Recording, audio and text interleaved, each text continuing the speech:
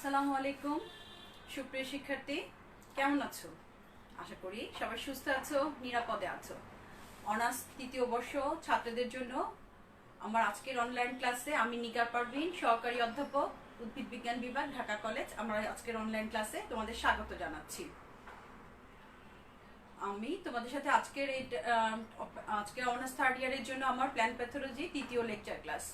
আগের ক্লাসে যারা ছিলে জানো যে আমরা পড়েছিলাম রোগ নিয়ে, উদ্ভিদের রোগ নিয়ে কথা বলছিলাম, রোগের কারণ, রোগের স্কোপ, রোগের পরিধি, রোগের কারণ, রোগের বড় এগুলো নিয়ে আমরা আগের দুইটা ক্লাসে আলোচনা করেছি। আজকের আমাদের আলোচনার টপিকস হচ্ছে ককের স্বীকার্য। আজকে আমরা কি পড়বো? ককের স্বীকার্য। সেদিন বলেছিলাম যে আজকে আমরা ককের স্বীকার্য বা পোস্টুলেটস, যেটা পোস্টুলেটস নিয়ে পড়বো। আর হচ্ছে কি পড়বো আজকে? রোগের ডিজিজ ট্রায়াঙ্গেল বা রোগের ত্রিভুজ। আমার আজকের টপিকস এগুলো, ঠিক আছে? আজকে আমরা এই বিষয়গুলো নিয়ে আলোচনা করব। রোগের ত্রিভুজ বা ডিজিজ ট্রায়াঙ্গেল, এবং হচ্ছে আরেকটা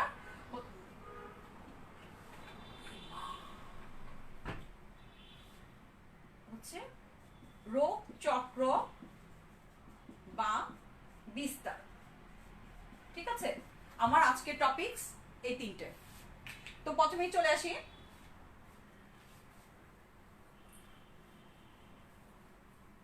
আমি এটা মুছে দিচ্ছি, ঠিক আছে?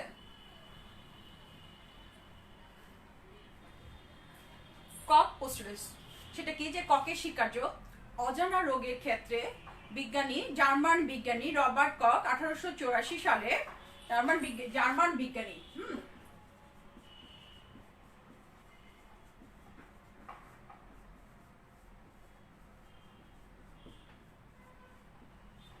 রবার্ট কক, ঠিক আছে, 1884 সালে 4টা নীতির কথা বলেছে, যেটাকে বলা হয় ককের স্বীকার্য বা কক পোস্টুলেটস। তো নীতি 4টা কি, যেগুলো হচ্ছে অজানা রোগের ক্ষেত্রে এটা।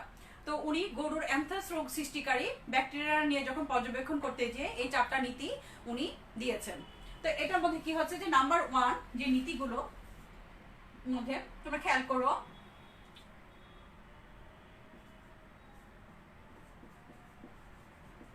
অজানা রোগের কারণ নির্ণয়ের ক্ষেত্রে বলা হয়েছে যে প্যাথোজেনটিকে পরীক্ষা দিন, মানে যে উদ্ভিদ নিয়ে পরীক্ষা করা হবে সেটাকে বলা হয়েছে যে পরীক্ষা দিন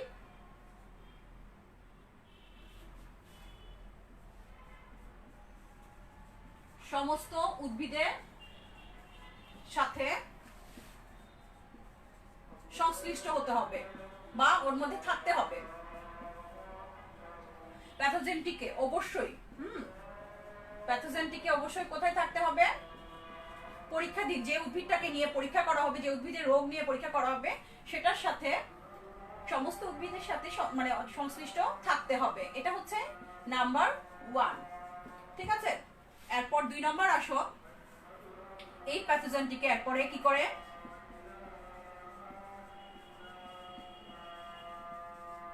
প্যাথোজেনটিকে এই রোগাক্রান্ত উদ্ভিদ থেকে বা পরীক্ষাধীন যে উদ্ভিদটাকে নিয়ে করা হলো সেখান থেকে পৃথক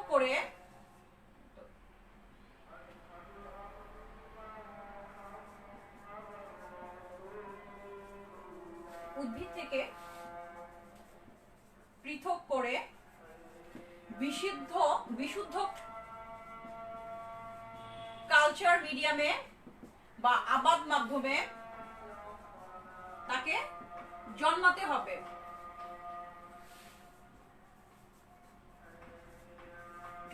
হবে। এবং বৈশিষ্ট্যসমূহ, যে বৈশিষ্ট্যগুলো দেখা যাবে বা লক্ষণগুলো দেখা যাবে, সেগুলো কি করতে হবে?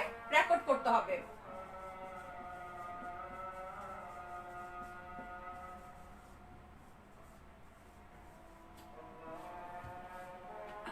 কি বলেছি? 2 নম্বরটা যে প্যাথোজেন, প্রথম 1 নম্বর হচ্ছে যে প্যাথোজেনটিকে কি করতে হবে? যে সম্পূর্ণ মানে রোগাক্রান্ত উদ্ভিদের সাথে অবশ্যই সংশ্লিষ্ট থাকতে হবে বা সেখানে থাকতে হবে যে উদ্ভিদটাকে পরীক্ষা করা হবে। দেন এই প্যাথোজেনটিকে কি করা হবে? যে রোগাক্রান্ত উদ্ভিদটার থেকে প্যাথোজেনটাকে আলাদা করে বা পৃথক করে নিয়ে বিশুদ্ধ কালচার মিডিয়ামে বা আবাদ মাধ্যমে কালচার করতে হবে বা চাষ করতে হবে, এবং সেখানে কি করতে হবে যে এর যে বৈশিষ্ট্যগুলো দেখা যাবে সেই বৈশিষ্ট্যগুলো লিপিবদ্ধ করে রাখতে হবে। তবে অবশ্যই সেটা বাধ্যতামূলক পরজীবীর ক্ষেত্রে নয়। হ্যাঁ, বাধ্যতামূলক পরজীবীর ক্ষেত্রে এই নীতিটা সীমাবদ্ধতা, এই নীতির সীমাবদ্ধতা একটা হচ্ছে যে এটা বাধ্যতামূলক পরজীবীর ক্ষেত্রে এই নীতিগুলো প্রযোজ্য নয়। তো বাধ্যতামূলক পরজীবীর ক্ষেত্রে এটা কি হবে যে এটাতে কিভাবে একটা সংবেদনশীল পোষকে প্রবেশ করাতে হবে, এবং এটাতে সে যে এটার বৈশিষ্ট্যগুলো যে এর আবির্ভাব হ্যাঁ হবে এবং হচ্ছে বৈশিষ্ট্যগুলো সেগুলো লিপিবদ্ধ করে রাখতে হবে। ঠিক আছে, এরপর আসো 3 নম্বর বৈশিষ্ট্যটা দেখো যে 3 নম্বর নীতি কোনটা।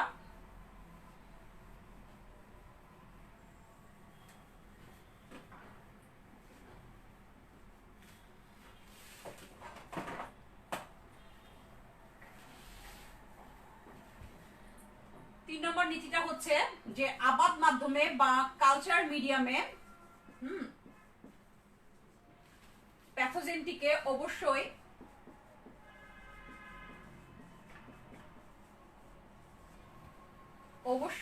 একই জাতীয়, মানে যে উদ্ভিদে থেকে যে রোগাক্রান্ত পোষক থেকে তাকে নেওয়া হয়েছে সেখানে প্যাথোজেনটিকে অবশ্যই একই জাতীয় বা একই রকম অন্য একটি সুস্থ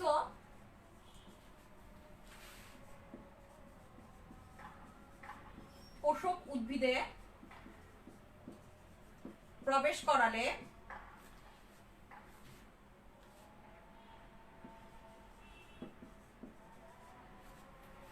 করালে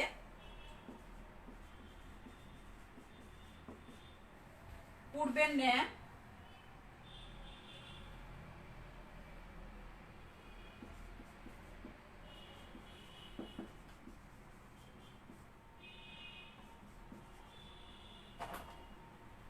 একই রকম রোগ বৈশিষ্ট্য প্রকাশ পাবে বা সৃষ্টি হতে হবে।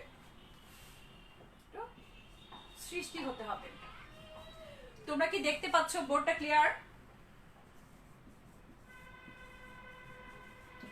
আচ্ছা, 3 নম্বর নীতিটা কি বলেছি যে প্রথমে তো এটাকে আবাদ মাধ্যমে চাষ করা একটা সংশ্লিষ্ট প্যাথোজেনটাকে যেটা নেওয়া হয়েছে যে সেখানে মানে রোগাক্রান্ত যে উদ্ভিদটাকে পর্যবেক্ষণ করা হয়েছে সেখানে কি থাকবে, প্যাথোজেনটা সংশ্লিষ্ট থাকতে হবে।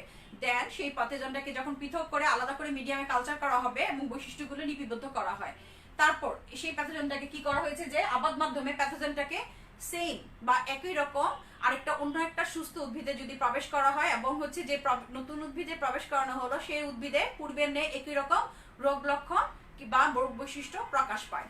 পরবর্তীতে দেখা যায় যে যে এটা হলো 3 নম্বর ছিল। 4 নম্বর নীতিটা কি, এই যে কৃত্রিম ভাবে রোগ সৃষ্টি করা হলো, যে একটা সুস্থ উদ্ভিদে প্যাথোজেন ঢুকিয়ে যে উদ্ভিদের রোগ সৃষ্টি করা হলো, তো সেক্ষেত্রে কি হয় যে কৃত্রিম ভাবে দেখো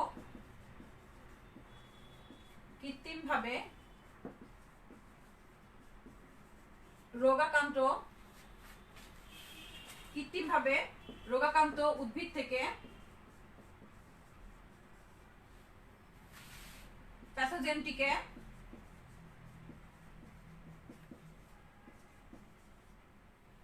পুনরায় পৃথক করে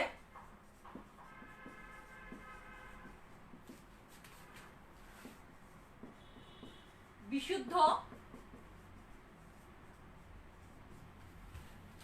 আবাদ মাধ্যমে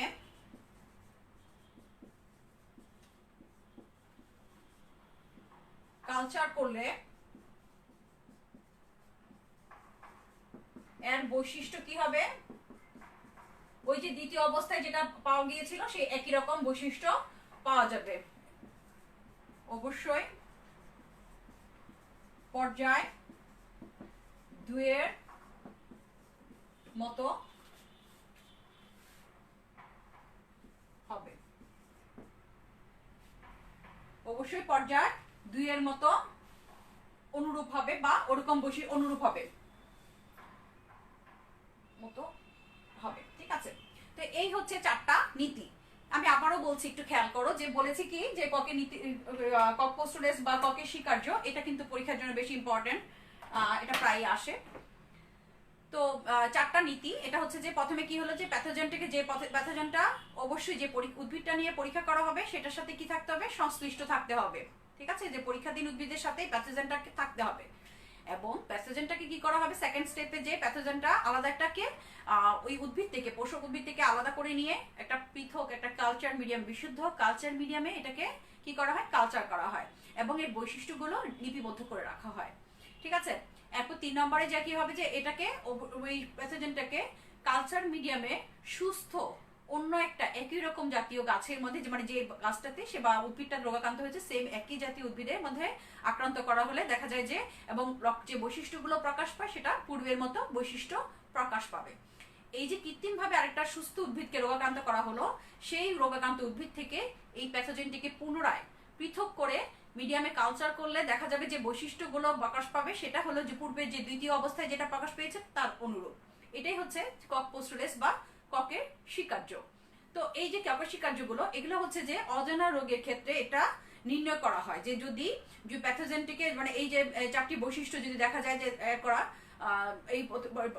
এই নীতিগুলো যদি দেখা যায় যথার্থ প্যাথোজেনটিকে, তবে মনে করা হয় যে সেই প্যাথোজেন সংশ্লিষ্ট রোগের কারণ বলে মনে করা হয়। আর ককের স্বীকার্যের একটা ব্যতিক্রম হচ্ছে যে, বা সীমাবদ্ধতা যেটা, সেটা হচ্ছে যে বাধ্যতামূলক পরজীবীর ক্ষেত্রে ককের স্বীকার্যটা কি প্রযোজ্য নয়। ঠিক আছে, এটা তোমরা খেয়াল রাখবে যে ককের স্বীকার্যের একটা হচ্ছে যে একটা লিমিটেশন বা সীমাবদ্ধতা হচ্ছে বাধ্যতামূলক পরজীবীর ক্ষেত্রে সেটা প্রযোজ্য নয়। ঠিক আছে, এই তো গেল ককের স্বীকার্য। এরপর আসো আমাদের নেক্সট টপিক কি বলেছিলাম আজকে, এই যে বলছি যে প্যাথোজেনের কথা বলছি, তাহলে প্যাথোজেন কি? তোমাদের এই ইয়াতে কিছু আছে যে প্যাথোজেন বলো, প্যাথোজেন, তারপর হচ্ছে প্যারাসাইট বলো, আচ্ছা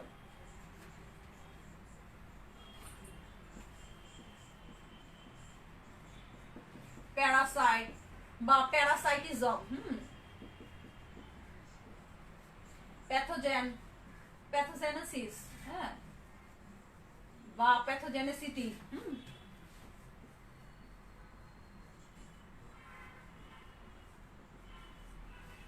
আচ্ছা, এটা কি?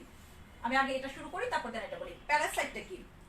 যখন কোনো জীব অন্য কোনো জীবের দেহে বসবাস করে, সেটা ভিতরে হতে পারে বা বাইরে হতে পারে, এবং সেখান থেকে কি করে, পুষ্টি গ্রহণ করে বেঁচে থাকে, তখন তাকে বলা হয় পরজীবী।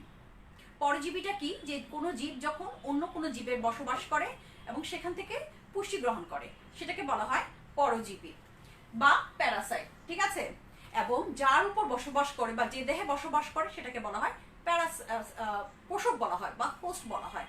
তাহলে কি হোস্টের সাথে পরজীবীর একটা কি ভালো একটা সম্পর্ক রয়েছে, তাই না? যে সে পোষকটার মধ্যে কি করে, সে বসবাস করতেছে। ঠিক আছে, এবং সেখান থেকে কি করছে, খাদ্য পুষ্টি সংগ্রহ করছে। এই পর্যন্ত ঠিক আছে, যে পোষক এবং পরজীবীর মধ্যে একটা সম্পর্ক রয়েছে। ঠিক আছে, যে এই যে পোষক, অনেক ক্ষেত্রে কি দেখা যায়, এই পোষকটা কি করে, পোষকের দেহে পরজীবীটা কি করে, রোগ সৃষ্টি করতে পারে। যখন কিনা পোষক বা যখন কিনা পোষকের দেহে এই পরজীবীটা বা প্যারাসাইটটা রোগ সৃষ্টি করে, তখন তাকে বলা হয় প্যাথোজেন বলা হয়। আমি আবারও বলছি, যখন কোনো জীব অন্য কোনো জীবের দেহে বাস করে এবং সেখান থেকে পুষ্টি গ্রহণ করে বেঁচে থাকে, তারপর জীবনচক্র পরিচালনা করে, জীবনচক্র, তো সেটাকে বলা হয় প্যারাসাইট বা পরজীবী। এই পরজীবীটা যখন সেই পোষকের দেহে রোগ সৃষ্টি করে, তখন সেটা হয়ে যায় কি, প্যাথোজেন হয়ে যায়। ঠিক আছে, এটা সম্পর্কে একটা কথা আছে যেটা, যে most but not all, most but not all pathogen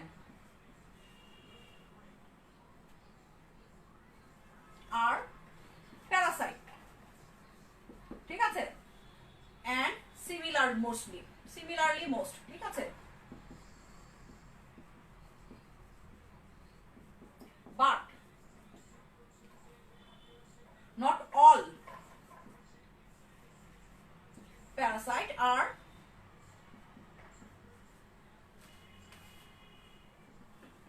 pathogen.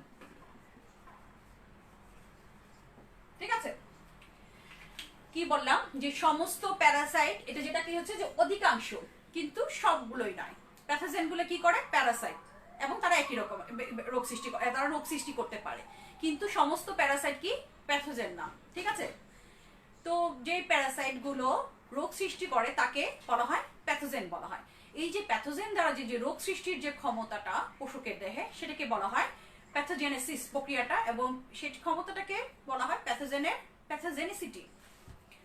Pathogen কর্তৃক, প্যাথোজেনটা প্যারাসাইটটা যখন পশুকে রোগ সৃষ্টি করে তখন তাকে বলা হয় প্যাথোজেন, এবং প্যাথোজেনের যে রোগ সৃষ্টির ক্ষমতাটা সেটাকে বলা হয়, যে ক্ষমতাটাকে বলা হয় প্যাথোজেনিসিটি, এবং এই প্রক্রিয়াটা হচ্ছে প্যাথোজেনেসিস, ঠিক আছে। এই রোগ সংগঠনের ক্ষমতা যত বেশি হবে, বা এই রোগ সংকটের ঘটনাটাকে বলা হয় ভিরুলেন্সও বলা হয়, যত বেশি হবে রোগের তীব্রতা তত বেশি হবে, ঠিক আছে, বা তীব্রতা বা ভিরুলেন্ট তত বেশি হবে। প্যাথোজেন যত বেশি রোগ সংগঠন করতে পারবে তত বেশি তার ভিরুলেন্সের ক্ষমতাটা বাড়বে, বা হচ্ছে রোগের তীব্রতা বা প্রকোপ তত বেশি হবে।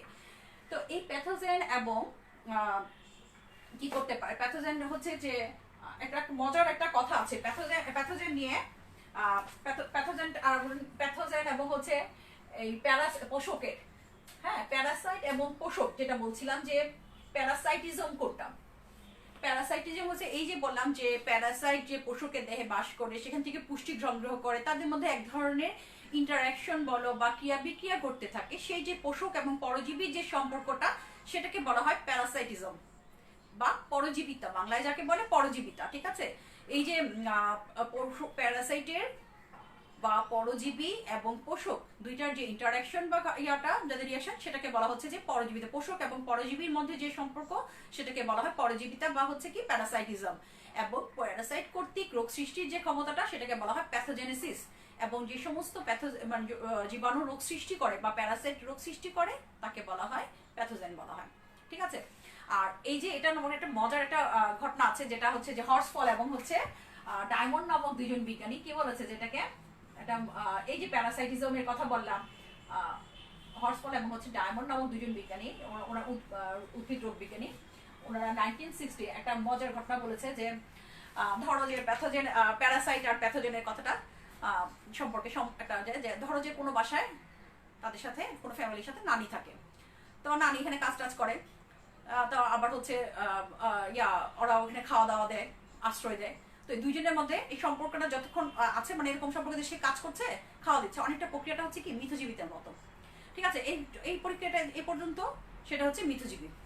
যদি এক্ষেত্রে নানি বাসায় কোনো কাজ না করে কিন্তু শুধু খাওয়া দাওয়া করে, হ্যাঁ, আশ্রয় নিচ্ছে, খাওয়া দাওয়া করছে, তবে সেই সম্পর্কটা হয়ে যাচ্ছে কি নানি তখন প্যারাসাইট। ক্লিয়ার? আচ্ছা, তারপর দেখো যে যখন নানি আবার যদি ঝামেলা করে, সে আছে এখানে, আবার যদি ঝামেলা করে, ধরো ঝগড়াঝাটি করে বা কোনো ঝগড়া করে, আবার ওই সময় আবার ওরাও যদি বাসার ফ্যামিলি মেম্বাররাও যদি তার সাথে ঝগড়া করে, একটা ক্রিয়া বিক্রিয়া হতে থাকে, তাদের যে ক্রিয়া প্রতিক্রিয়া বা তাদের মধ্যে যে একটা ডিসক্রিমিনেশন বা একটা আন্তরিক ইন্টারাকশন চলতে থাকে যে দুইটার ইয়াতে, তো সেই জিনিসটা তখন হয়ে যাবে কি প্যাথোজেনেসিস, ঠিক আছে। মজার ব্যাপারটা কি যে দেখো কিভাবে বোঝানো গিয়েছে যে যতক্ষণ পর্যন্ত তারা মিউচুয়ালি আছে, নানি দিয়ে এক্সাম্পল দিয়ে বোঝানো হয়েছে এখানে, যে যতক্ষণ আছে মিউচুয়ালি তখন এই সম্পর্কটা মিথজীবিতা বা সিম্বায়োসিসের মধ্যে হয়ে যাচ্ছে। আর যখন নানি কি করে রোগ সৃষ্টি করতেছে তখন সে কি প্যারাসাইট, আর যখন সে ঝামেলা মানে কাজ না করে রোগ সৃষ্টি করে সেখানে হচ্ছে প্যারাসাইট বলা হয়েছে। এবং এই যে প্যারাসাইট এবং হচ্ছে যে পোষক-হোস্টের যে একটা ইন্টারাকশন বা হচ্ছে যে ঘটনাগুলো, সেটাই হচ্ছে প্যাথোজেনেসিস, এবং এই প্রক্রিয়াটা হচ্ছে প্যাথোজেনেসিস, এবং এই ক্ষমতাটাকে বলা হয় প্যাথোজেনিসিটি, ঠিক আছে। এই যে প্যাথোজেনিসিটি, এটাকে আবার কয়েকটা ভাগে ভাগ করা যায়, হ্যাঁ, যে এটাকে বলা যাচ্ছে যে চেইন অফ ইফেক্ট। গোপেন নামক একজন বিজ্ঞানী, উনি বলেছে যে এই যে ঘটনাটা যে প্যাথোজেন কর্তৃক যে পশুকে যে রোগ হলো, সেই ঘটনাটাকে উনি কয়েকটা ধারাবাহিক ভাবে বলেছে, ভাগ করেছে যে কয়েকটা ভাগে। এটা হতে পারে যে continuous chain effect of disease, তারপর হচ্ছে যে ইন্টারটার্মিনেট হতে পারে, হ্যাঁ, আবার হতে পারে কি হতে পারে, এটা বিভিন্ন রকমের হতে পারে। এটা হচ্ছে সিম্বায়োসিস হতে পারে, পরজীবিতাটা যে কথাটা বললাম, যে যখন প্যাথোজেনটা কি পশুকে অবস্থান করছে এবং হচ্ছে কি ওরা দুইজনের মধ্যে একটা মিউচুয়াল সহাবস্থান আছে, সেক্ষেত্রে সেটাকে বলা হচ্ছে যে সিম্বায়োসিস। যেটা দেখা যায় যে লিগুমিনাস উদ্ভিদের ক্ষেত্রে, যে লিগুমিনাস উদ্ভিদের মূলে যে রাইজোব্যাকটেরিয়াম যেটা থাকে, রাইজোবিয়াম নামক যে ব্যাকটেরিয়াটা বসবাস করে লিগুমিনাস উদ্ভিদের মূলে নোডিওলে, সেই প্রক্রিয়াটাকে বলা সিম্বায়োসিসের একটা এক্সাম্পল। তোমরা লাইকেন পড়ে আসছো, লাইকেন কি ছিল, যে সিম্বায়োসিসের একটা উদাহরণ যদি বলা হয় যে বা মিথজীবিতার কথা বলা হয়, সেক্ষেত্রে লাইকেন একটা আদর্শ উদাহরণ। সেখানে কি হয় যে শৈবাল এবং ছত্রাক উভয়ের কি একটা পারস্পরিক সহাবস্থানের মধ্যে একটা সম্পর্ক। আবার উচ্চ শ্রেণীর উদ্ভিদের মূলেও দেখা যায় যে ছত্রাক তো পরজীবী, সেই ছত্রাকটা কি করে যে একটা নোডুলে মানে একটা যাদের যে একটা ইন্টারাকশন বা সিম্বায়োসিস তৈরি করে সেটাকে বলা হয় মাইক্রোরাইজা। তো এইভাবে পরজীবীটা কি হতে পারে, সিম্বায়োসিস হতে পারে। আবার হতে পারে কি ফ্যাকাল্টেটিভ হতে পারে, সুবিধাজনক পরজীবী হতে পারে, বা ফ্যাকাল্টেটিভ প্যারাসাইট সুবিধাবাদী হতে পারে, বা হচ্ছে অব্লিগেট হতে পারে যেটা বাধ্যতামূলক পরজীবী, যেটা পাক্সিনাতে দেখা যায়। হ্যাঁ, পাক্সিনা গ্রামিনিস্ট্রিতে দেখা যায় কি এটা একটা কি বাধ্যতামূলক পরজীবী ছত্রাক, ঠিক আছে। তো এরকম হতে পারে যে বাধ্যতামূলক, তো তোমরা জানো যে যখন সেটা কি করে যে সেই পোষক ছাড়া অন্য কোনো পোষক হিসেবে থাকতে, একটা পোষকের নির্দিষ্ট থাকে যে সেটা কি বাধ্যতামূলক পরজীবী বলা হয়, যে ওখানে সে তার জীবনচক্র সম্পন্ন করে। আবার কোনো কোনো ক্ষেত্রে দেখা যায় যে কিছু কিছু মৃতজীবী সে কিন্তু কি করে যে সুবিধাবাদীগুলো, যেটা সে আসলে মেনলি মৃতজীবী কিন্তু প্রয়োজনে বা পরিবেশের কারণে বা পারিবেশিকতার কারণে সে পরজীবী হিসেবেও থাকতে পারে। হ্যাঁ, সেটাকে বলা হয় যে সুবিধাবাদী পরজীবী। আবার সেম কথা মৃতজীবীর ক্ষেত্রেও, যেগুলো সুবিধাবাদী মৃতজীবী কোনগুলো, যেগুলো আসলে অব্লিগেট প্যারাসাইট হিসেবে মানে যেগুলো পরজীবী কিন্তু পরিবেশের প্রতিকূলতার কারণে অনেক সময় সেই মৃতজীবী বা মৃত বস্তুর উপর থাকে এবং মৃতজীবী হিসেবে থেকে টিকে থাকে, সেটাকে বলা হচ্ছে যে সুবিধাবাদী পরজীবী। তো এই চেঞ্জ অফ ইফেক্টে দেখা যায় যে সেটা হচ্ছে কন্টিনিউয়াস বা ইন্টারমিডিয়েট বলো, বা হচ্ছে ফ্যাকাল্টেটিভ বলো, বা হচ্ছে যে অব্লিগেট বলো, এরকম বিভিন্ন ধরনের পরজীবিতা আমরা দেখতে পাই, ঠিক আছে। এই হচ্ছে যে সংক্ষেপে যে প্যারাসাইটিজম, তোমাদের ছোট কোশ্চেনের জন্য আসে যে প্যারাসাইটিজম বা প্যাথোজেনেসিস কি। তো আরেকটা জিনিস আছে যে প্যাথোজেনেসিস সম্পর্কে আমি একটু যদি বলি, যে প্যাথোজেনেসিসটা হচ্ছে যে রোগ যে সৃষ্টির ক্ষমতাটা। হ্যাঁ, প্যাথোজেনেসিস সম্পর্কে জিএন অ্যাগ্রোস, আধুনিক রোগ তত্ত্বের জনক জিএন অ্যাগ্রোস কি বলেছে দেখো, pathogenesis is the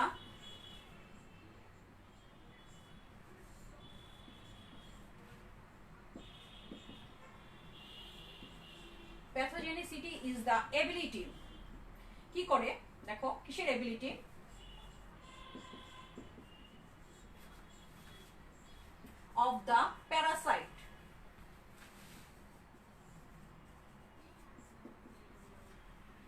of the parasite to interfere with one or more of the essential functions of plant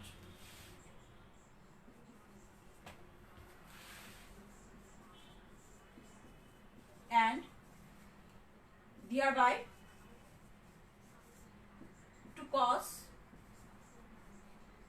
disease। কে বলেছে? অ্যাগ্রোস, জিএন অ্যাগ্রোস, যাকে বলা হয় যে আধুনিক রোগ তত্ত্বের জনক, উনি কি বলেছে যে pathogenicity is the ability Pathogenicity is the ability of the parasite to interfere with one or more of the essential functions of the plants and thereby to cause disease। কি হচ্ছে যে সেই একটা রোগ সৃষ্টির ক্ষমতা, প্যারাসাইটের পরজীবীর রোগ সৃষ্টির ক্ষমতা কোথায়, যে একটা উদ্ভিদের এক বা একাধিক সে কি করে যে ক্ষমতাটা যে এক বা একাধিক কাজে, গুরুত্বপূর্ণ কাজে বা অত্যাবশ্যকীয় কাজে বাধা প্রদান করা এবং এর ফলে রোগ সৃষ্টি করা, এটাই হচ্ছে কি যে প্যাথোজেনিসিটি, ঠিক আছে। তো প্যাথোজেনিসিটি বললাম, এখন চলো আমরা পড়ি যে ডিজিজ ট্রায়াঙ্গেল কি। আমরা যখন রোগের কারণ পড়েছিলাম তখন আমরা জেনেছি যে কি বিভিন্ন কারণে উদ্ভিদের রোগ হতে পারে, তাই না, যে সেটা হতে পারে বিভিন্ন ধরনের বায়োটিক ফ্যাক্টর বা সংক্রামক এজেন্ট, হ্যাঁ, বা উপাদান, এবং হতে পারে বিভিন্ন ধরনের অ্যাবায়োটিক ফ্যাক্টর হতে পারে। তো অ্যাবায়োটিক ফ্যাক্টরের মধ্যে হচ্ছে যে বিভিন্ন পরিবেশের প্রতিকূলতা বা পরিবেশ পারিপার্শ্বিক অবস্থান, সেটা হতে আর্দ্রতা বলো, তাপমাত্রা বলো, বৃষ্টিপাত, জলবায়ু, এগুলো বিভিন্ন ধরনের পারিপার্শ্বিক অবস্থা, যেগুলো হচ্ছে কি বলা হয় অ্যাবায়োটিক উপাদান বা পরিবেশগত উপাদান যেগুলো ছিল, বা অসংক্রামক উপাদান। সংক্রামক উপাদানের মধ্যে কোনগুলো, যেগুলো হচ্ছে কি তোমার হচ্ছে যে জীবজ যে উপাদানগুলো জীবাণু দ্বারা যেটা হয়, যেমন হচ্ছে ভাইরাস হতে পারে, ব্যাকটেরিয়া হতে পারে, ছত্রাক, তারপর হচ্ছে আরএলও যেটা হচ্ছে রিকেটশিয়া লাইক অর্গানিজম, বা mycoplasma like organism, MLO, nematode, এগুলো বিভিন্ন ধরনের অণুজীব বা জীবাণু দ্বারা যে সংক্রমণ হয় সেটাকে বলা হয় বায়োটিক ফ্যাক্টর। তো তো রোগ সংক্রমণের জন্য এই যে বায়োটিক ফ্যাক্টর বা অ্যাবায়োটিক ফ্যাক্টর দায়ী, ঠিক আছে? যে এই বায়োটিক ফ্যাক্টর এবং অ্যাবায়োটিক ফ্যাক্টর কি রোগ সৃষ্টি করে। তো রোগের জন্য যে এই প্যাথোজেনের কথা বললাম, এগুলো কি প্যাথোজেন হিসেবে কাজ করে, তাই না? যে এই বায়োটিক ফ্যাক্টরগুলো কি আসলে মেইনলি এরা হলো প্যাথোজেন, হ্যাঁ, জীবাণু। তো জীবাণু দরকার এবং কি দরকার, যে একটা পোষক দরকার। জীবাণু এবং প্যাথোজেন এবং হোস্টের মধ্যে বা পোষকের মধ্যে একটা সম্পর্ক রয়েছে রোগ সৃষ্টির ক্ষেত্রে, এবং দরকার কি একটা পারিপার্শ্বিক অবস্থা। দেখো এটা একটা কি ট্রায়াঙ্গেল বা ত্রিভুজ, ঠিক আছে?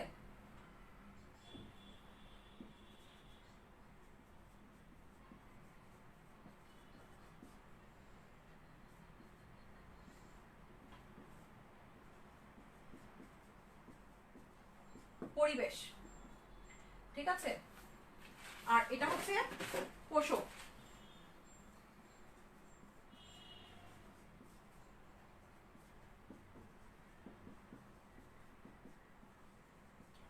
এটা এই যে রোগের কারণ বললাম, আমরা যখন রোগের কারণ পড়েছিলাম তখন আমরা জেনেছি যে রোগের কারণ বিভিন্ন রকমের কারণ হতে পারে, বায়োটিক ফ্যাক্টর হতে পারে বা সংক্রামক কারণ হতে পারে, যেটা হচ্ছে কি প্যাথোজেন দ্বারা সংঘটিত হয়, ঠিক আছে?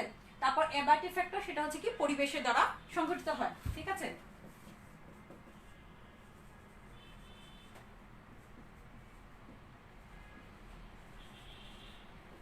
ডিজিজ ট্রায়াঙ্গেল, এটা হচ্ছে রোগের ত্রিভুজ।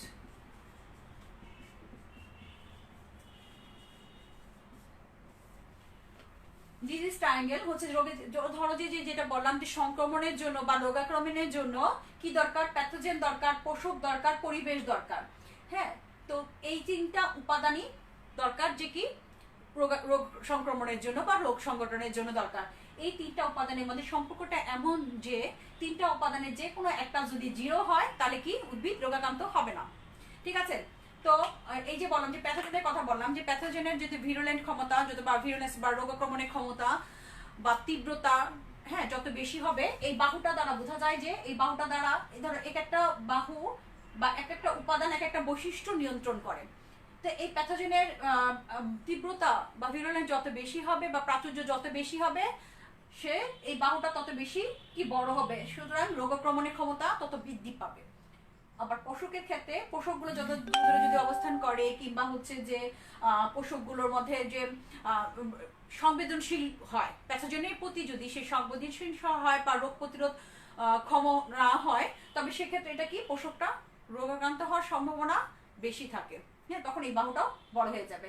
আবার তেমনি ভাবে পরিবেশের কথা বলছি, যে পরিবেশটা যদি প্যাথোজেনের অনুকূলে থাকে, অর্থাৎ পোষকের জন্য প্রতিকূল অবস্থা থাকে, যে সেটা সে রোগাক্রমণ সহজে হতে পারে বা সংবেদনশীল থাকে, তবে সেক্ষেত্রে এটা এই বাহুটা সে মানটা নির্দেশ করে। তো এই তিনটা মানের যে কোনো একটা কি যদি কম হয় বা মান যদি জিরো হয়, তবে উদ্ভিদ রোগাক্রান্ত হবে না। এখানে যেটা হচ্ছে যে এই তিনটা, যে উদ্ভিদ রোগাক্রমণের ক্ষেত্রে জন্য দরকার কি, প্যাথোজেন দরকার, পোষক দরকার এবং পরিবেশ দরকার। এই তিনটা উপাদানকে একত্রে বলা হয় ডিজিজ ট্রায়াঙ্গেল বা রোগের ত্রিভুজ। এই তিনটার পরিমাণ এক একটা বৈশিষ্ট্য এক একটা উপাদান নির্ণয় মানে মান নির্দেশ করে, এবং হচ্ছে এদের একটা পরিমাণগতভাবে এদেরকে মান নির্ণয় করা যায়, যে একটা সামষ্টিক উপাদান দ্বারা। যেটা বললাম যে যদি তিনটার ক্ষেত্রে, তিনটা বাহুর ক্ষেত্রে যে কোনো একটার পরিমাণ, ধরো যে পরিবেশ যদি অনুকূল না থাকে, তবে কি প্যাথোজেন পোষকটা ইনফেক্টেড হবে না প্যাথোজেন দ্বারা। আবার যদি পোষকটা যদি রোগ প্রতিরোধী ক্ষম থাকে বা সংবেদনশীল না থাকে প্যাথোজেনের প্রতি, তবে সেক্ষেত্রে কি উদ্ভিদ রোগাক্রান্ত হবে না। আবার প্যাথোজেনেরও কি হতে হবে, রোগ আক্রমণের জন্য সংক্রমণক্ষম অবস্থা তাকে থাকতে হবে, তাহলে সে কি করতে পারবে, রোগ আক্রমণ করতে পারবে। তিনটা উপাদানের যে কোনো একটা জিরো হলে উদ্ভিদ রোগাক্রান্ত হচ্ছে না। আর এই তিনটা উপাদানকে একত্রে কি বলা হচ্ছে, যে ডিজিজ ট্রায়াঙ্গেল বা রোগের ত্রিভুজ। আশা করি তোমরা বুঝতে পেরেছো, ঠিক আছে? এবার আসো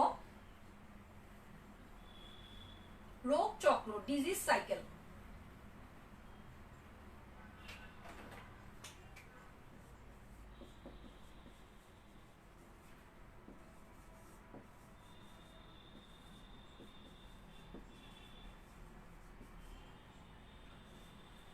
ডিজিজ সাইকেল যেটা হচ্ছে, আমি একটা এই যে উদ্ভিদের দেহে রোগ আক্রমণ করে, সাথে সাথে কি করে, যে রোগ আক্রমণ করে, হ্যাঁ, এরপরে রোগ লক্ষণ প্রকাশ পাওয়া পর্যন্ত বিভিন্ন বিভিন্ন ধরনের রোগ আক্রমণ, রোগের সংস্পর্শ থেকে শুরু করে রোগের সংস্পর্শে বিভিন্ন কতগুলো পর্যায়ে ধারাবাহিকভাবে ঘটে, যে বা পারপিটেশন হয়, হ্যাঁ, রোগী চক্রাকার যে একটা আবর্তন হয়, যে বারবার রিপিটেশন বা পুনরাবির্ভাব হয় রোগ সংক্রমণের পর থেকে, সেই ঘটনাগুলোকে বলা হয় ডিজিজ সাইকেল। যে পারপিটেশনটা, এই যে পারপিটেশনটা যেটা বা পুনরাবির্ভাব বা চক্রাকার, মানে এই যে আবর্তনটা, সেটাকে বলা হচ্ছে যে ডিজিজ সাইকেল। মানে রোগ সংক্রমণ থেকে শুরু করে লক্ষণ যে প্রকাশ পাচ্ছে বা বিভিন্ন ধরনের ডিজিজ যে উপসর্গ দেখা যায় বা রোগের যে পুরাটা সাইকেল যে ইয়া পর্যন্ত, সেটা একটা কি একটা চক্রাকার বা পারপিটেশন যেটা পুনরাবির্ভাব হচ্ছে, সেটাকে বলা হচ্ছে ডিজিজ সাইকেল, বা এই পর্যায়টাকে বলা হয় রোগের বিস্তার বা বিকাশও বলা যায়। সাধারণত দেখা যায় যে উদ্ভিদের রোগ আক্রমণ করার পর থেকে যে সংক্রমণ হয়, রোগের অনুপ্রবেশ করে পশুকের দেহে, তারপর বা হচ্ছে যে সংক্রমণ হয়, তারপরে যে একটা ইনকিউবেশন পিরিয়ড পার করে, এখানে গ্রোথ হয়, তারপর হচ্ছে রিপ্রোডাকশন বলো, তারপর হচ্ছে যে বিস্তার, কিভাবে প্যাথোজেনটা বিস্তার লাভ করবে, এবং হচ্ছে যে ওভার উইন্টারিং, ওভার সামারিং, এরকম হচ্ছে যে বৈশিষ্ট্যগুলো যেগুলো, এগুলো প্রায় 7টা পর্যায়ে আছে নির্দিষ্ট, যে ডিজিজ সাইকেলে বলা হয় যে এই 7টা চক্র কি পর্যায়ক্রমে আবর্তিত হতেছে বা পারপিটেশন হচ্ছে। ঠিক আছে, তো এগুলোকে কোনটা কিভাবে, যেটা যে আমি একটা দেখো সাইকেলটা আঁকি।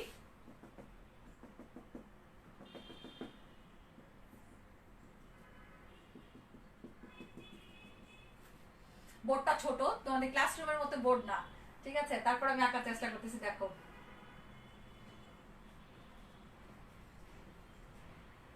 আচ্ছা এখান থেকে শুরু করি না। প্রথম ধাপটা হচ্ছে সংস্পর্শ। আচ্ছা এখানে একটু লিখে আমি বলি যে 7টা ধাপের কথা বলেছি। প্রথম ধাপটা হচ্ছে সংস্পর্শ বা ইনোকুলেশন।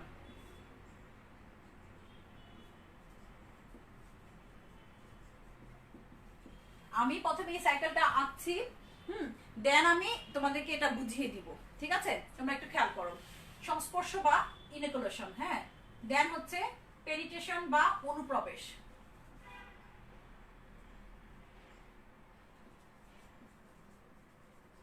বা পেনিট্রেশন,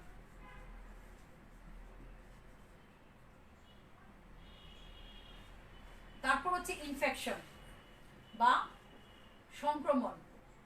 ঠিক আছে,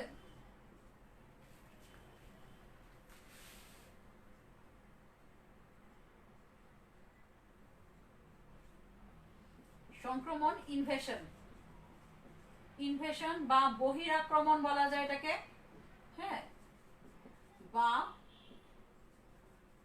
জোরপূর্বক প্রবেশও বলা যায়, বহিরাক্রমণ। তারপর আসো সুপ্তিকাল বা ইনকিউবেশন। ঠিক আছে, তারপর আসো গ্রোথ বা বৃদ্ধি, এবং হচ্ছে গ্রোথ এন্ড হচ্ছে রিপ্রোডাকশন, যেটা হচ্ছে বাংলাটা হচ্ছে বৃদ্ধি ও প্রজনন। দেন হচ্ছে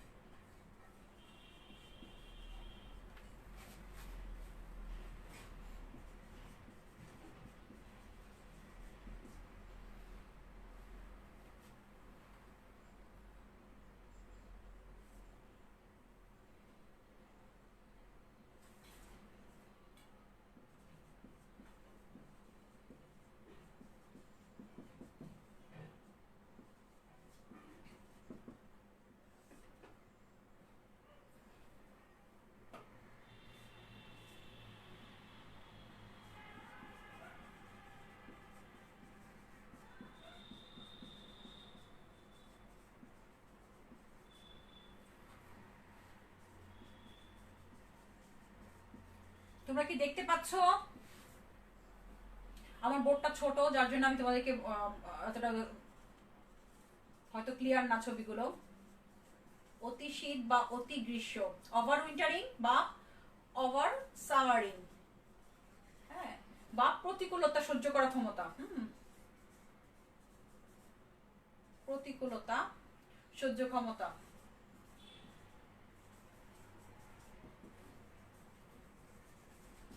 এটাই হচ্ছে রোগ চক্র বা রোগের বিস্তারের যে পর্যায়টা, ডিজিজ সাইকেল।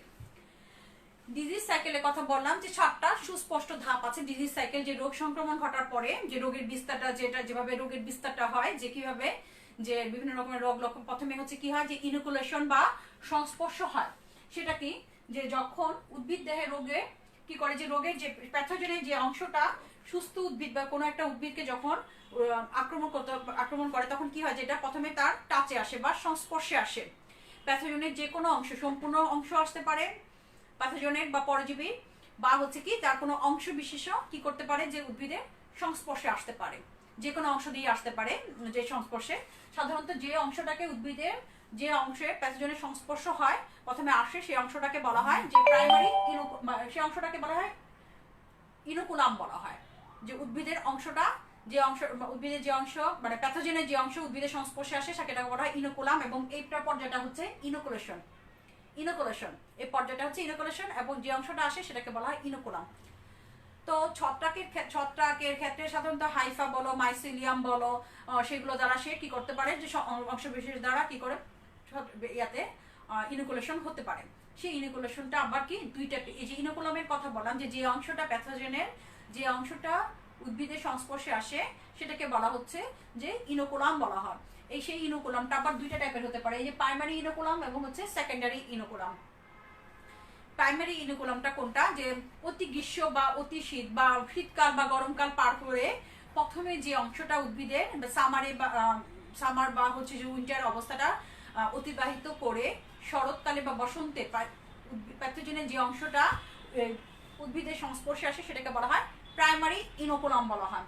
ঠিক আছে, প্রাইমারি ইনোকুলাম দ্বারা যে ইনফেকশনটা হয় সেটাকে বলা হয় প্রাইমারি ইনফেকশন। প্রাইমারি ইনোকুলাম দ্বারা যে ইনফেকশন হয় সেটাকে বলা হচ্ছে প্রাইমারি ইনফেকশন, এবং প্রাইমারি ইনফেকশনের পরে যেটা ইনোকুলাম তৈরি হয়ে যে এরিয়াটা হয় সেটাকে বলা হয় সেকেন্ডারি ইনফেকশন। হ্যাঁ, এই সেকেন্ডারি ইনোকুলাম এবং হচ্ছে সেকেন্ডারি ইনোকুলামের দ্বারা যে ইনফেকশনটা সেটাকে বলা হচ্ছে সেকেন্ডারি ইনফেকশন। তাহলে ইনোকুলাম কয়টা টাইপ বললাম, যে দুইটা টাইপ বললাম, একটা হচ্ছে প্রাইমারি ইনোকুলাম আর একটা হচ্ছে কি সেকেন্ডারি ইনোকুলাম। এরপর সংস্পর্শের পরে কি আসে, যেটা অনুপ্রবেশ। যখন প্যাথোজেনটা কি করে, যে কোনো একটা উদ্ভিদের সংস্পর্শে আসে, দেন সে কি করে, যেটার ভিতরে প্রবেশ করে। প্রবেশ কিভাবে করতে পারে, সাধারণত উদ্ভিদের ছত্রাকের ক্ষেত্রে সেটা মাইসিলিয়াম প্রবেশ করে হতে পারে, বা অ্যাপ্রোসোরিয়াম প্রবেশ করে হতে পারে, বা বিভিন্ন ধরনের যে সম্পূর্ণ দেহটাই প্রবেশ করতে পারে। এটাতে অনুপ্রবেশ। প্রবেশের পরে এই যে সংস্পর্শের পরে যে অনুপ্রবেশটা, এর ভিতরে প্রথমে কি করে, যে প্রতিষ্ঠা লাভের জন্য এখানে কিছুক্ষণ কি করে, সেটা প্রথমে ওখানে প্যাথোজেনটা ঢুকার পরে কিন্তু সংক্রমণটা ঘটায় না, যে অনুপ্রবেশ করে সেখানে কি করে বৃদ্ধি, তার বিভিন্ন ধরনের খাদ্য গ্রহণ করে, সে পুষ্টি গ্রহণ করে। তো এখানে প্রবেশের সময় সে কি করতে পারে, যে বিভিন্ন ধরনের আবার কি হয়, যে বাধার মুখে সে পড়ে। তো প্রবেশ করতে পারে, যে কোনো একটা ডাইরেক্টলি প্রবেশ করতে পারে বা ইনডাইরেক্টলি প্রবেশ করতে পারে। ছত্রাকের ক্ষেত্রে যেটা দেখা যায়, যে সে কি করে মাইসিলিয়ামের অন্তঃকোষীয় বা আন্তঃকোষীয় অবকাশ দিয়ে সে প্রবেশ করতে পারে, বা কিউটিকেল দিয়ে বা ত্বক দিয়ে সে প্রবেশ করতে পারে, যে ছত্রাক প্যাথোজেনটা যখন পশুকে প্রবেশ করে অনুপ্রবেশ। তো অনুপ্রবেশের কথা বলছিলাম, যে সাধারণত কিভাবে করতে পারে, আমি এটা মুছে দিচ্ছি। ঠিক আছে,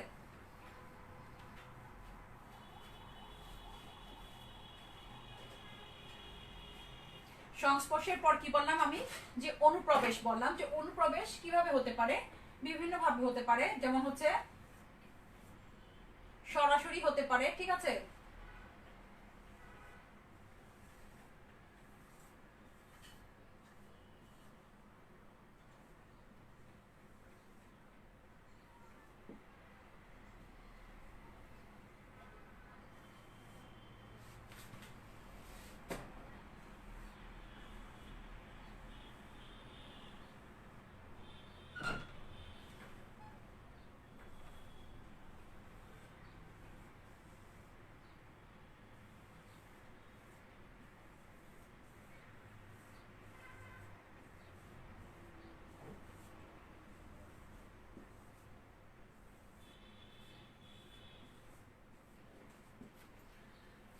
তো কি বলেছি, যে অনুপ্রবেশ যেটা, যে পেনিট্রেশন হতে পারে, যে কিভাবে ডিরেক্টলি হতে পারে বা ইনডাইরেক্টলি হতে পারে। ডিরেক্টলি ত্বক বলো, কিউটিকল বলো, তারপর যে বিভিন্ন ধরনের হচ্ছে যে বা আঘাতপ্রাপ্ত হলে, যেটা ইনডাইরেক্টলি ভাবে যেটা হয়, যে ক্ষতস্থান দিয়ে প্রবেশ করতে পারে প্যাথোজেনটা।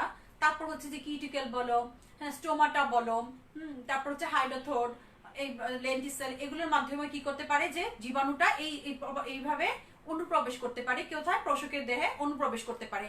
ত্বকের মাধ্যমে বললাম, কিউটিকেলের মাধ্যমে বললাম। এখানে একটা ছবি আঁকা আছে, দেখো যে ছত্রাকের ক্ষেত্রে সাধারণত দেখা যায় যে ছত্রাক মাইসিলিয়াম দ্বারা বা আন্তঃকোষীয় যেগুলো মাইসিলিয়াম গুলো, এগুলো হচ্ছে মাইসিলিয়াম ছত্রাকের। ছত্রাক কি করে যে পোষকের যে আন্তঃকোষীয় ফাঁকে, এই যে আন্তঃকোষীয় ফাঁকগুলো কোষের, সেই আন্তঃকোষীয় ফাঁকের মধ্যে দিয়ে সে তার মাইসিলিয়ামটা প্রবেশ করতে পারে, বা এপ্রোসোডিয়াম। এপ্রোসোডিয়ামটা কি, যে একটা অসুস্থ থালানের একটা অংশ, যেটা কি করে, যেটার মাধ্যমে সে কি করে যে ছত্রাকটা তার দেহে, পোষকের দেহে প্রবেশ করতে পারে, যে প্যাথোজেন। ছত্রাক কি একটা প্যাথোজেন অবশ্যই। এগুলো হচ্ছে যে মাইসিলিয়াম, ছত্রাকের মাইসিলিয়াম প্রবেশ করে সে কি করে এটার মধ্যে অনুপ্রবেশ করতে পারে মাইসিলিয়াম দ্বারা, ঠিক আছে, যে ত্বকের আন্তঃকোষীয়, কোষের অন্তঃকোষীয় ফাঁকের মধ্যে দিয়েও সে এভাবে প্রবেশ করতে পারে। কোনো কোনো ক্ষেত্রে দেখা যায় যে এরকম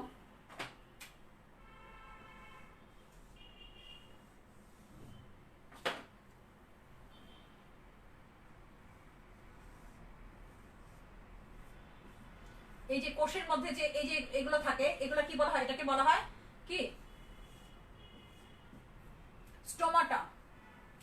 স্টোমাটার মধ্যে দিয়ে যখন প্রবেশ করতে পারে তখন দেখা যায় যে কি এটা এরকম দেখা যায়। আবার যেটা বললাম যে পরোক্ষভাবে যেটা হয়, যেটা অনেক সময় যে কোষের মধ্যে যদি কোনো ক্ষত থাকে, এই ক্ষতর মধ্য দিয়েও কিন্তু কি করতে পারে যে ছত্রাকের মাইসিলিয়াম প্রবেশ করতে পারে এই ক্ষতস্থানের মধ্য দিয়ে, ঠিক আছে।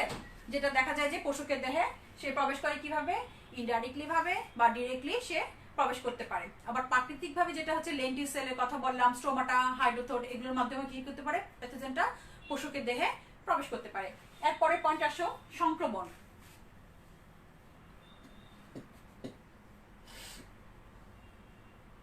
সংক্রমণটা কি, ইনফেকশনটা যেটা যে প্রবেশ করার পরে সে কি করে এটাকে সংক্রমণ করে। তো সংক্রমণের জন্য সে কি করে, যেটা সংক্রমণ মানে রোগ ঘটায়, যে যখন অনুপ্রবেশ করার পর যেটা একটা সুবিধাজনক অবস্থানে যখন আসে প্যাথোজেনটা পোষকের দেহে, তখন সে সেটা কি করে বিভিন্ন ধরনের কি করে সংক্রমণ করতে পারে বা রোগ সৃষ্টি করে।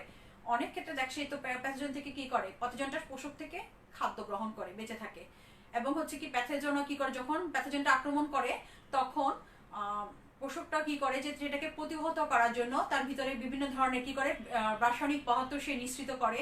সেটা এনজাইম হতে পারে, শর্করা, বিভিন্ন ধরনের টক্সিক সিটি তৈরি করে।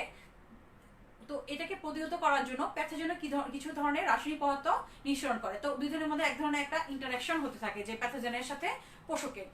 তো এই যে প্যাথোজেন প্রবেশ করে অনেক সময় এমন অবস্থা হয় যে প্যাথোজেনটা কি হয় যে পোষকটাকে সম্পূর্ণ মেরে ফেলে না, ঠিক আছে। যে বিশেষ করে বাধ্যতামূলক পর্যায়ের ক্ষেত্রে এটা দেখা যায় যে পোষকটাকে সে মেরে ফেলে না, কিন্তু আবার অনেক ক্ষেত্রে দেখা যায় যে পোষকটার ভিতরে সে এমনভাবে সংক্রমণ ঘটে যে আস্তে আস্তে সম্পূর্ণ পোষকটা কি বিনষ্ট হয়ে যেতে পারে। তো এই সংক্রমণের ধরনের উপর ভিত্তি করে সংক্রমণটাকে আবার দুইটা ভাগে ভাগ করা যায়। একটা হচ্ছে কি লোকালাইজড ইনফেকশন, আর একটা হচ্ছে কি সিস্টেমেটিক ইনফেকশন। লোকালাইজড ইনফেকশন সাধারণত দেখা যায় যে ব্যাকটেরিয়ার ক্ষেত্রে বা ছত্রাকের ক্ষেত্রে লোকালাইজড ইনফেকশনটা দেখা যায়। যেমন হচ্ছে যে চীনা বাদামের যে টিক্কা ডিজিজ হয়, হ্যাঁ, এটা হচ্ছে যে একটা ইয়ার এক্সাম্পল, যেটা যে বা এমএলও বা আরএলও, এগুলো দ্বারা যে ইনফেকশনগুলো হয় ব্যাকটেরিয়া দ্বারা, ছত্রাক দ্বারা যে ইনফেকশনগুলো হয়, সেগুলো সাধারণত কি বলা হয়, লোকালাইজড। সেটা কি, যে এটা প্যাথোজেনটা পোষকের যে জায়গাটায় সংক্রমণ করে, শুধু রোগ লক্ষণ বলো বা সংক্রমণটা সেই অংশটুকুতেই থাকে, সেটাকে বলা হচ্ছে লোকালাইজড ইনফেকশন। আর সিস্টেমেটিক ইনফেকশনটা কি, যে এখানে যে কোনো একটা জায়গা থেকে যদি সংক্রমণ ঘটায় এবং সেটা কি করে আস্তে আস্তে বিস্তার পেয়ে সম্পূর্ণ পশুটাকে সে কি করে রোগাক্রান্ত করে ফেলে, সংক্রমণটা সম্পূর্ণ দেহে ছড়িয়ে পড়ে। এই ধরনের সংক্রমণকে বলা হয় সিস্টেমেটিক ইনফেকশন। সাধারণত ভাইরাস দ্বারা যে ডিজিজগুলো হয়ে থাকে, সংক্রমণগুলো হয়ে থাকে, সেগুলো বলা হয় সিস্টেমেটিক ইনফেকশন বলা হয়। যেমন হচ্ছে যে শিমের মোজাইক ভাইরাস যেটা হয়, সেটা হলো কি সিস্টেমেটিক ইনফেকশন বলা হয়, ঠিক আছে। তো এই গেল তিনটা নাম্বার 3 বললাম যে ফেজ, যেটা সংক্রমণ। তারপর আসো ইনভাশন। ইনভাশনটাও কি, যে একটা বাধা, বহিরাক্রমণ বা বাধা। অনেক ক্ষেত্রে দেখা যায় যে প্যাথোজেন যখন পোষকের দেহে প্রবেশ করে, হ্যাঁ, তখন কি হয় যে এক ধরনের পোষকের ভিতর থেকে যেটা বললাম যে একটা বাধা তৈরি করে। সেটা বাধা হতে পারে বিভিন্ন ধরনের, সে রাসায়নিক পদার্থ সৃষ্টি করে বাধা করে, বা ভিতরে রোগ প্রতিরোধী উপাদান থাকে, যার ফলে কি হয় যে ডিজিজটা যাতে হতে না পারে সে বাধা তৈরি করে। সেই বাধাটাকে বলা হচ্ছে যে কি ইনভাশন বলা হয়। যে পোষক কর্তৃক যে বাধাটা, যে প্যাথোজেন আক্রমণের জন্য, সেটাকে বলা হয় ইনভাশন। তো তো যেটার জন্য বলা হয় যে রোগ প্রতিরোধীর কথা বলা হচ্ছে, যে ভাইরাস বলো, ব্যাকটেরিয়া বলো, যেগুলোতে লোকালাইজ ইনফেকশন হচ্ছে, কতগুলোতে আবার ভাইরাসের ক্ষেত্রে সিস্টেমেটিক ইনফেকশন হচ্ছে, যে সেগুলো প্রতিহত করার জন্য পশুকে বিভিন্ন ধরনের কি বাধা দেয়, সেটাই হচ্ছে ইনফেকশন। এরপর আসো পরের পয়েন্টে, আসো ইনকিউবেশন বা সুপ্তিকাল। এই যে প্যাথোজেনটা পশুকের দেহে যে আক্রমণ করলো, ইনকিউবেশন বা সুপ্তিকাল। তো আক্রমণ করার পর রোগ লক্ষণ, সংক্রমণের পর থেকে শুরু করে রোগ লক্ষণগুলো প্রকাশ হওয়ার পূর্ব পর্যন্ত যে সময়টা বা যে রেস্টিং একটা পিরিয়ড থাকে, সেটাকে বলা হয় সুপ্তিকাল। হ্যাঁ, ডরমেন্ট পিরিয়ড বা সুপ্তিকাল বলা হয়, বা ইনকিউবেশন পিরিয়ড বলা হয়। যে রোগটা প্যাথোজেন কর্তৃক আক্রান্ত হলেই সাথে সাথে এটা লক্ষণটা প্রকাশ পায় না, এটা ভ্যারি করে, প্যাথোজেন ভেদে এটা ভ্যারি করে। সেটা হতে পারে কয়েক ঘন্টা থেকে কয়েক দিন, কয়েক মাস, এমনকি কয়েক বছর, 2-3 বছর পর্যন্ত লেগে যেতে পারে। বহু বর্ষজীবী ক্ষেত্রে সাধারণত দেখা যায় যে এটা সেই সময়টাতে এটাতে কোনো অসুবিধা হয় না, কিন্তু বর্ষজীবীর ক্ষেত্রে সেখানে একটা কি বিপরীত পোষকের প্রয়োজন পড়ে। আচ্ছা, এটার একটা এক্সাম্পল হচ্ছে যে পাক্সিনিয়া গ্রামিনিসের ক্ষেত্রে, পাক্সিনিয়া গ্রামিনিসকে একটা বাধ্যতামূলক পরজীবী ছত্রাক, তাই না? এটার আবার কি বিপরীত পোষকেরও প্রয়োজন হয়। আচ্ছা, পাক্সিনিয়া গ্রামিনিস টিটিসি, এটার তাপমাত্রার ক্ষেত্রে সুপ্তিকালের যে কথাটা বললাম, যে সেটা হচ্ছে যে তাপমাত্রা এটা একটা বড় একটা ফ্যাক্টর এই ক্ষেত্রে, তাপমাত্রাটা।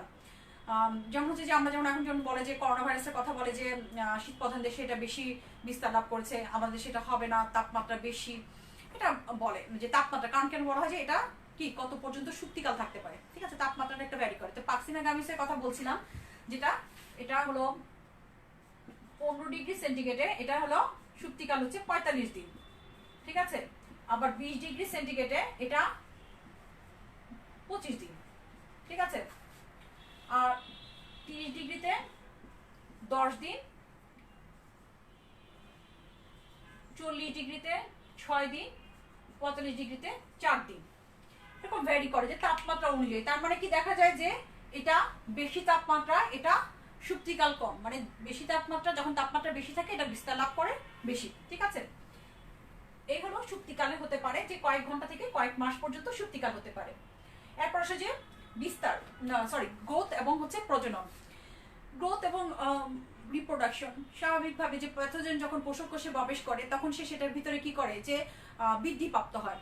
ছত্রাকের ক্ষেত্রে কি দেখা যায় যে বিভিন্ন ধরনের মাইসেরিয়াম তৈরি করে বা শাখা প্রশাখা তৈরি করে, সে কি করে বিস্তার লাভ করে এবং প্রজনন ঘটায়। ছত্রাকের ক্ষেত্রে যেমন দেখা যায় যে অযৌন এবং যৌন প্রজনন ঘটে, বিভিন্ন ধরনের পেন্ট্রিশন আসে অর্গানও তৈরি করে, যেটা মাধ্যমে সে কি করে যে ছত্রাক প্রতিকূলতাও কিন্তু কাটায় এভাবে।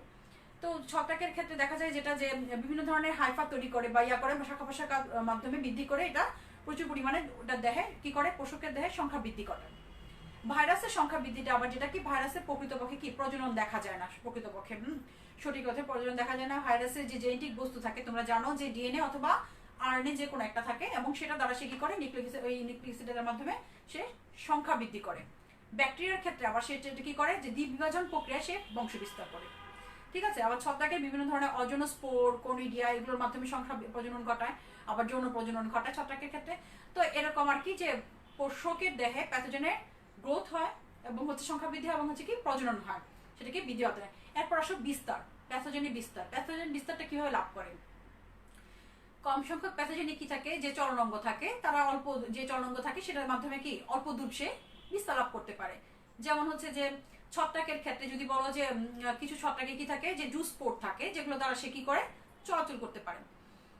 ব্যাকটেরিয়ার ক্ষেত্রে কিছু ফ্লাজেলা যুক্ত ব্যাকটেরিয়া আছে যার মাধ্যমে সে চলাচল করতে পারে। আর ভাইরাসটা সাধারণত কি পশুকে দেহে সে থাকে, বসবাস করে জীবিত পশুকে। তো এই যে চলনাঙ্গের কথা বললাম যে ভাইরাস ব্যাকটেরিয়ার ক্ষেত্রে, যেটা এটা হলো বিস্তার, এই যে বিস্তারের কথা বললাম, এছাড়াও কিভাবে বিস্তার লাভ করতে পারে? পানির মাধ্যমে হতে পারে, যেমন ধানের একটা রোগ স্ক্লেরোসিস, সেটা পানির মাধ্যমে কিভাবে, যেটা সেচের মাধ্যমে, সেচ বা বৃষ্টির পানির মাধ্যমে কি হতে পারে, প্যাথোজেনটা বিস্তার লাভ করতে পারে। মৃত্তিকার মাধ্যমে মানে কি যে আগের যে চাষ করে যাওয়া যে উদ্ভিদের যে রোগাক্রান্ত উদ্ভিদের অংশ বিশেষ থাকে, সেটা মাটির নিচে থাকতে পারে, সেখান থেকে হতে পারে। নেমাটোডের মাধ্যমে বিভিন্ন ধরনের থাকতে পারে, মৃত্তিকার মধ্যে নেমাটোড থাকে, ডিম থাকবে, নেমাটোডের ডিম থাকতে পারে, লার্ভা থাকতে পারে, এগুলোর মাধ্যমে বিস্তার লাভ করে। বাতাসের মাধ্যমে ভাইরাস খুব দ্রুত বিস্তার লাভ করতে পারে, ভাইরাস গঠিত জীবাণুগুলো। তো ব্যাকটেরিয়ার মাধ্যমে, ব্যাকটেরিয়াল বলা যায়, এগুলো এগুলো বিভিন্ন ধরনের কি যে ব্যাকটেরিয়ার মাধ্যমে কিছু রোগ বিস্তার লাভ করে। ভাইরাসগুলো কি বাতাসের মাধ্যমে বিস্তার লাভ করতে পারে, ব্যাকটেরিয়া হচ্ছে পানির মাধ্যমে কিছু ব্যাকটেরিয়া করে, মৃত্তিকার মাধ্যমে, বীজের মাধ্যমে, পতঙ্গের মাধ্যমে, হ্যাঁ, তারপর হচ্ছে যে কিসের মাধ্যমে, যে মানুষের দ্বারা বা চাষাবাদে যে যন্ত্রপাতি ব্যবহার করা হয় সেগুলোর মাধ্যমে কি করতে পারে, প্যাথোজেনের বিস্তার ঘটতে পারে। এরপর আসে যে ওভার উইন্টারিং বা ওভার সামারিং কিংবা প্রতিকূলতা সহ্য করার ক্ষমতা। এইটা কি প্রতিকূলতা, যখন দেখা যায় যে অতি শীত বা অতি গ্রীষ্ম সব প্যাথোজেনকেই সহ্য করতে পারে না, এক একজন এক এক প্যাথোজেনের কি এক এক রকমের সহ্য ক্ষমতা আছে।